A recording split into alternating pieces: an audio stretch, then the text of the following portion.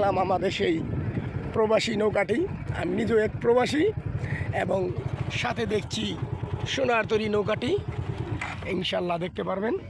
এখন আমরা শেখ মোরাদ আলীর সাক্ষাৎকার কিছুক্ষণ পরে নিব। আছে কিন্তু সেই গোলাডাঙ্গা নয়নমণি, সে কিন্তু আজ 2 বছর পানির তলে থেকে কিন্তু আজকে সেই কাজ চলছে, হয়তো মনে হয় 2-1 দিনের মধ্যে নেমে যাবেন বাইচ খেলার জন্য। গোলাডাঙ্গা নয়নমণি দেখতে পারবেন। মিস্ত্রিরা কিন্তু সরাসরি কাজ চলছে। একটু পরে আপনাদের সাক্ষাৎকার নেব, যে সময় লাইভে যাব ইনশাল্লাহ।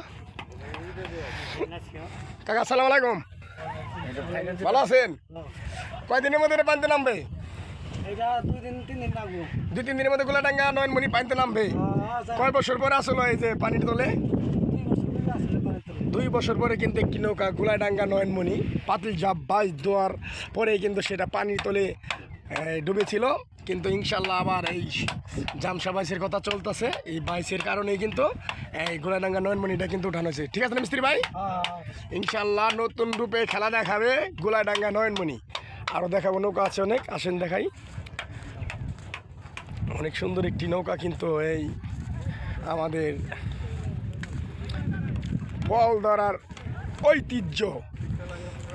আর দেখতে পারবেন সেই এই বল ধরার ঐতিহ্য এবং উইয়াবাস দুটি নৌকা কিন্তু একখানে রয়েছে।